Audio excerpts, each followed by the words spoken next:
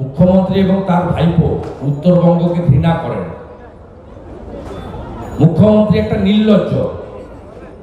তিনি মাঝরাত্রে গেছিলেন তো খিচ মেরি ফটো তোলার জন্য ময়নাগুড়ি জলপাইগুড়ি, এবং তার কালকে তিনি ওখানে চালসাতে নৃত্য করেছেন। যখন 1,500 থেকে 2,000 লোক খোলা আকাশের নিচে রাত্রি যাপন করছে, আমার অনুরোধে রোটারি ক্লাব সেখানে পেশেন্টদেরকে কাপড় দিয়েছে, ফল দিয়েছে। আজকে একটা এনজিও 1000 মশারি দিয়েছে। সেখানে মুখ্যমন্ত্রী কালকে নেচেছেন। আর মুখ্যমন্ত্রী ভোটের জন্য চার্চে গিয়ে খ্রিস্ট ধর্মের লোকেদেরকে উস্কানি দিয়ে এসছেন। চার্চে গেছেন, প্রেয়ার সবাই করতে পারে। আমরাও মনে করি যে কোনো ধর্মীয় স্থান প্রত্যেকটা নিজ নিজ ধর্মের লোকের কাছে পবিত্র জায়গা, কিন্তু সেখানে তিনি বক্তৃতা করেছেন বিশপকে পাশে বসিয়ে, এবং নাম না করে ভারতীয় জনতা পার্টিকে আক্রমণ করেছেন। এই মুখ্যমন্ত্রী বিভাজনের রাজনীতি করেন। এই মুখ্যমন্ত্রীর জন্যই সিএএ কে বিকৃত করে এনআরসির নাম দিয়ে হাজারদুয়ারি এক্সপ্রেস, একটা হেরিটেজ ট্রেন, তাকে জিয়াগঞ্জে আগুন লাগিয়ে পোড়ানো হয়েছিল। আপনারা কেন এত তাড়াতাড়ি ভুলে যান এসব কথা? কেন ভুলে যান বেলডাঙ্গা রেজিনগরের স্টেশন জ্বালিয়ে দেওয়ার কথা? এর জন্য দায়ী এই মুখ্যমন্ত্রী। মুখ্যমন্ত্রী এবং তার ভাইপো উত্তরবঙ্গকে ঘৃণা করেন। মুখ্যমন্ত্রী একটা নির্লজ্জ। তিনি মাঝরাত্রে গেছিলেন তো খিচ মেরি ফটো তোলার জন্য ময়নাগুড়ি জলপাইগুড়ি, এবং তার কালকে তিনি ওখানে চালসাতে নৃত্য করেছেন।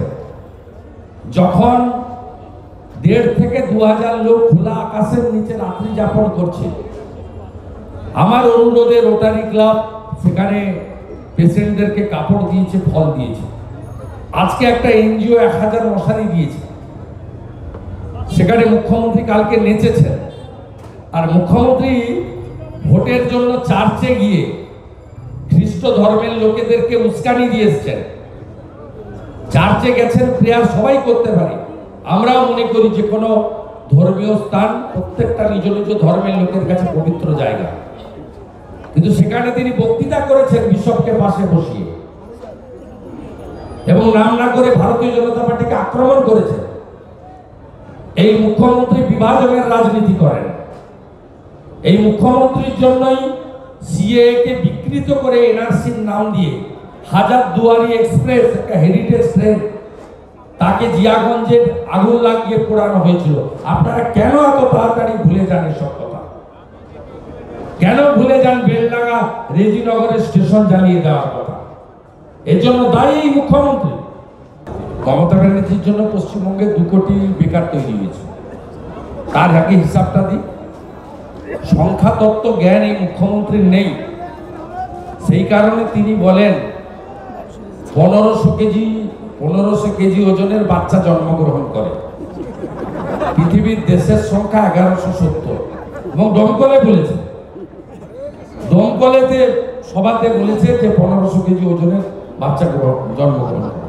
প্রধানমন্ত্রীকে নিশানা করে বলছেন যে প্রধানমন্ত্রী কাল আসছেন, আসুন হোয়াইট পেপার নিয়ে আসুন 100 দিনের। কে হরিদাস পাল? কে হরিদাস পাল? 11-র পরে আসা মাল। 11-র আগে যে লড়াইটা হয়েছে সিপিএম এর সঙ্গে, কোনো কন্ট্রিবিউশন আছে? ছোড়া। এর নামের আগে পিসিটাকে সরিয়ে নেন, আর পিছু নামের পরে ভাইপোটাকে সরিয়ে নেন, আর পুলিশটা তুলে নেন। তাহলে বুঝতে পারবেন এই ছোড়ার কি দম আছে। নরেন্দ্র মোদীর পায়ে জল দেওয়ার যার যোগ্যতা নেই, তিনি বলবেন আর প্রধানমন্ত্রীর শ্বেতপত্র নিয়ে চলে আসবেন। এর কথার উত্তর দিতে হবে কেন? ওর যে মালিক, ও তো কোম্পানির এমডি, ম্যানেজিং ডাইরেক্টর। কোম্পানির যিনি মালিক মমতা ব্যানার্জি, তাকে আমি হারিয়েছি 1956। ওটা মমতার একটা বাঘ ছিল, এখন নেংটি ইঁদুর হয়ে গেছে। ও স্বগোষ্ঠী, ওর আর কোনো ভবিষ্যৎ নেই। ওর ভবিষ্যৎ নেই, ওটা ফিনিশ। এরা সব ইতিহাসের পাতায় নাম থাকবে। দার্জিলিং এর কংগ্রেস প্রার্থী মুনিশ তামাং, তিনি পৃথক রাজ্যের দাবিদার, এবং আজকে বলেছেন যে সেন্টিমেন্ট, মানে স্থানীয় মানুষদের সেন্টিমেন্টের কথা। কংগ্রেস 55 বছর রাজত্ব করেছে, করে কংগ্রেস কতদিন রাজত্ব করেছে? কংগ্রেস কেন করে দেয়? বহরমপুরের মানুষ যদি তাহলে রাজ্য ভাগ চান, তাহলে অধীর চৌধুরীকে ভোট দেবেন। এক যাত্রায় তো পৃথক ফল হতে পারে না। মনীষ তামাং যদি বলে থাকেন কংগ্রেসের প্রার্থী, তার উত্তর অধীর চৌধুরীকে দিতে হবে। যদি রাজ্য ভাগ চান তাহলে অধীর চৌধুরীকে ভোট দেবেন। এইসব ধপবাজি, অস্তিত্বহীন পার্টি।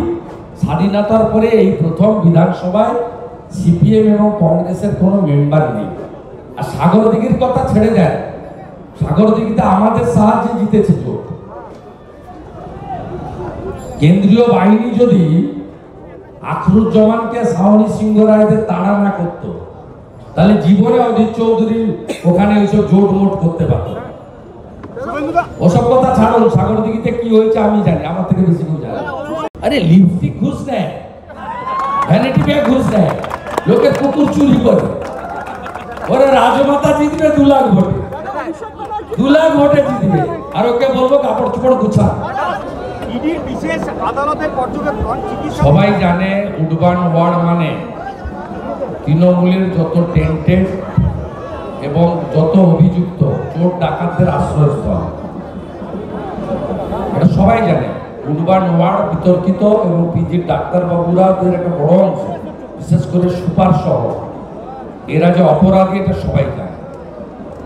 এবং আপনারা জানেন যে মমতা ব্যানার্জির বাড়ির একজন ডাক্তার, যিনি এমএলএ, তিনি ভাইপোর কুকুরকে পর্যন্ত ডায়ালাইসিস করতে ওখানে নিয়ে গেছিলেন।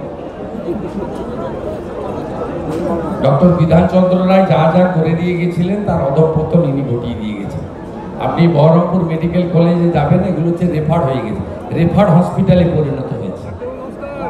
একটা নিউরো সার্জন পাবেন না।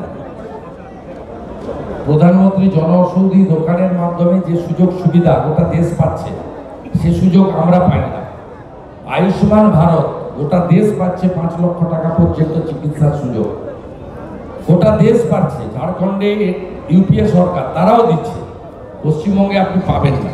আর স্বাস্থ্যসাথীর ভুয়া কার্ড বহরমপুরে যে কোনো নার্সিংহোমে নিয়ে গেলে নেয় না, বলে ক্যাশ না কার্ড। যদি কার্ড বলেন ডাক্তারবাবু নেই, বেড নেই, ওটি ফাঁকা নেই। আর যদি ক্যাশ দেন তাহলে আপনাকে ভর্তির সুযোগ দেয়। সবচেয়ে অবহেলিত হেলথ সেক্টরে পশ্চিমবঙ্গ। সেই কারণে হসপিটালগুলোকে এবং সুপার স্পেশালিটি হসপিটালগুলোকে তৃণমূলের চোর ডাকাতদের সেফ জোন হিসেবে মমতা ব্যানার্জি তৈরি করে রেখেছে।